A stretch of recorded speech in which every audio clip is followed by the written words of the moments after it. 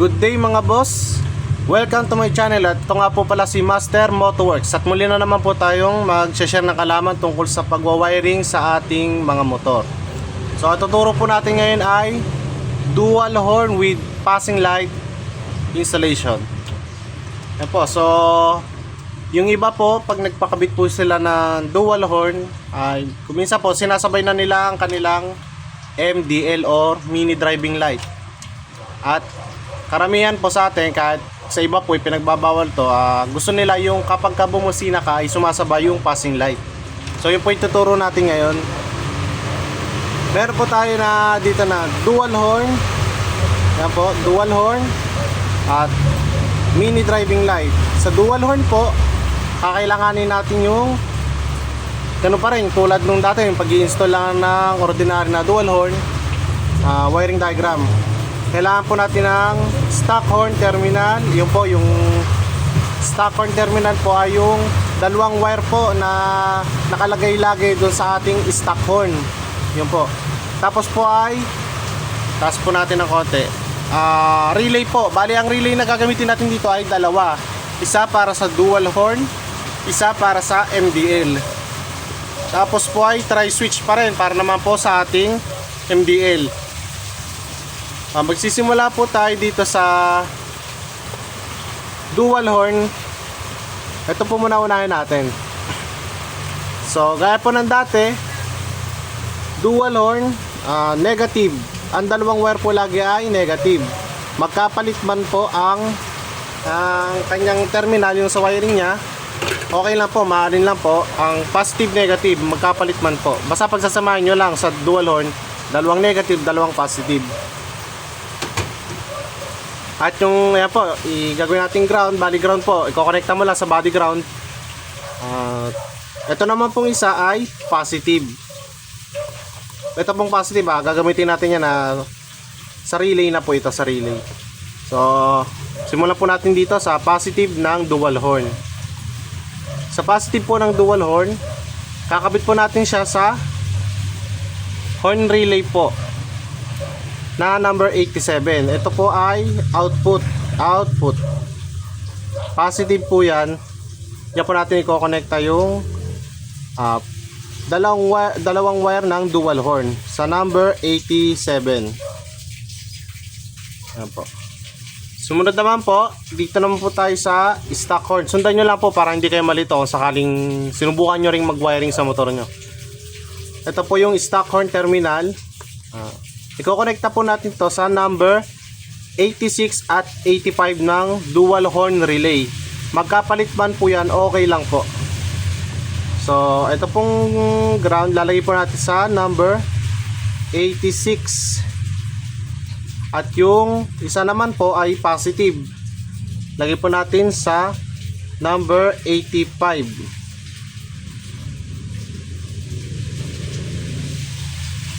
Yan po, number 85 po.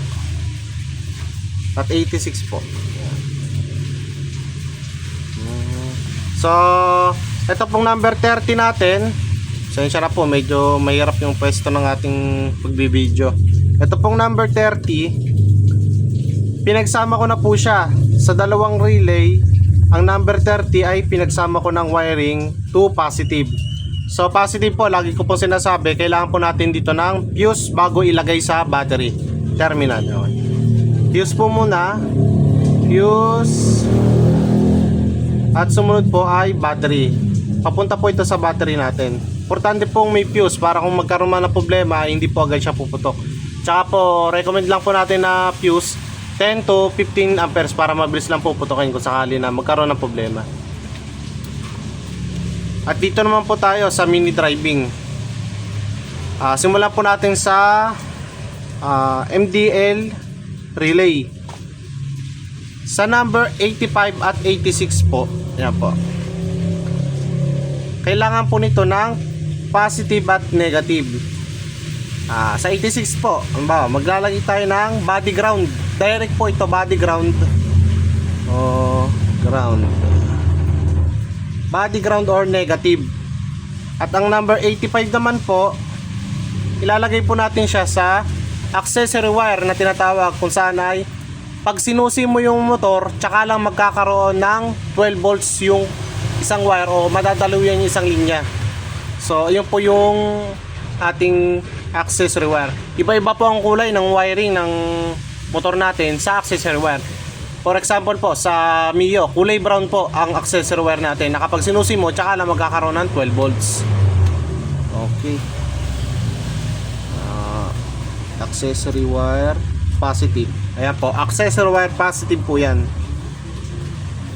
Pag po sinusi mong motor, matik na magkakaroon ng 12 volts tong ating relay ng MDL. At sumunod naman po ay ang number 87 po. Ang number 87 ay magiging output din. Output. Lalabas po dyan ng 12 volts at i-connect po natin yan sa ating tri-switch. Sa blue po. Kaya po sa blue kasi ang gamit ko po na tri-switch ay domino tri-switch. Malimit po niyan ay kulay blue po yung input. Kumbaga yung input po pinapasukan ng 12 volts at ilalabas po ng dalawang wire tulad po nito. Magiging input po itong blue input. At sumunod po ay pag inon mo siya, lalabas siya sa brown or sa black. Ito po yung magsisilbi nating high and low. Yan po. So kahit man magkapalit yan importante lang dyan kung may gamit kayo na tester. Halimbawa ay nag-high kayo at lumabas ay blue, pagpalitin nyo lang yung wire. Wala naman po magiging diferensya doon. Basta wag lang lagi magsasalubong ang positive at negative. So positive lang naman po laman itong ating tri-switch. Sumunod po, ito po sa MDL. Paliwanag ko po muna itong sa MDL natin. Yung mga nakarang video ko po, ang MDL na ginamit ko ay 3 wire lang. So sa pagkakataon ngayon ay gagamit tayo ng MDL na 4 wire. Kaya pag nagbala kayo na magpakabit ng dual horn na gusto nyo ay may passing light, 4 wire na po ang gamitin nyo. Pero may isa pang paraan para doon. Kung 3 wire lang talaga yung available na MDL, so gagamit po tayo ng diode kung sakali man na 3 wire lang. Pero pinaka the best na po yung 4 wire. Maganda na po siya. Ito po Ang MDL natin ay may red, yellow, white at black. So yung black po, body ground po yan. Sa body ground yung ilalagay. Yan po ay sa MDL. So ayan po. Sumunod naman po, ang yellow, ikakabit po natin yan dito sa low. Kung gusto niya ay low ay yellow, tapos ang white naman ay high. Yan po. Importante pa rin mga boss, paalala lang pag magwa-wire kayo, importante lagi ang malinis sa pagwa-wiring. At saka tapean na rin po na maganda, silyado, para kung sakaling may hindi siya didikit sa ating body ground o magkakaroon ng grounded. Ayun lang po. Ito pong white ay dito naman po sa brown or high. Pasensya na kayo sa drawing ko. Ito lang talagang natin. Tindihin nyo na lang po. At ito naman pong red, paliwanag ko naman po sa inyo. Ang yellow po, yellow wire, halimbawa, ayan, sa MDL, depende po sa MDL, basta importante laging matetester nyo o may gamit kayong battery na may karga para matest light nyo rin bago nyo siya ikabit. I-test nyo muna kung nailaw ba ng ayos at kung anong ilaw ba anong kulay ng ilaw na lalabas dun sa wire na yon. So ito, malimit po, ito sa yellow, pag siya pag gumana na MDL nyo, ang yellow po, nalabas siya na ay yellow na solo na ilaw po, yellow lang siya. Pag white naman po, white lang talaga yung lalabas sa ilaw. Ang pinakaiba naman po itong sa red, kaya naging 4 wire, yung sa red po, pag binuksan mo yan, pag napasukan niya ng 12 volts, ang lalabas po na kulay ng ilaw dyan ay mix, yellow at saka yung white. Mix po siya, parehas bukas. Kaya po mas maganda po kung ito ang gagamitin natin para sa ating passing, para kung sakali man na gabi gamit mo yung MDL at halimbawa naka-high ka, kulay white, pag nagbusina ka gagana pa rin yung iyong passing light dahil po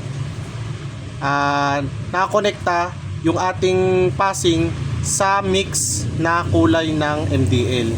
Iilaw yung dilaw niya pagka kayo gumamit ng high at iilaw naman yung puti niya pag ang gamit nyo ay low. So yun lang po. So kung mapapansin nyo, parehas lang naman yung wiring diagram niya. Sa kung magkabukod, parehas lang naman. Ang mababago lang dyan ay isang wire po, isang wire lang. Etong red, i-connecta po natin siya sa output po o sa 87 relay ng dual horn. Ito po. Bali magiging dalawang wire po siya. Isa sa positive ng dual horn at isa naman po sa ating MDL. Magiging dalawa po yung wire niya. So ito po.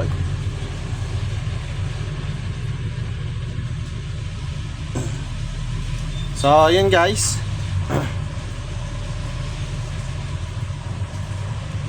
Napakadali lang po. Para lang siyang mahirap isipin pero wala namang mawawala kung subukan nyo rin. At sundan nyo lang maigi yung video natin para hindi kayo malito. At kung may katanungan man, mag-comment lang po kayo sa ating comment section. So yun lang guys, maraming salamat po. At abangan nyo po muli ang mga susunod ko na i-upload.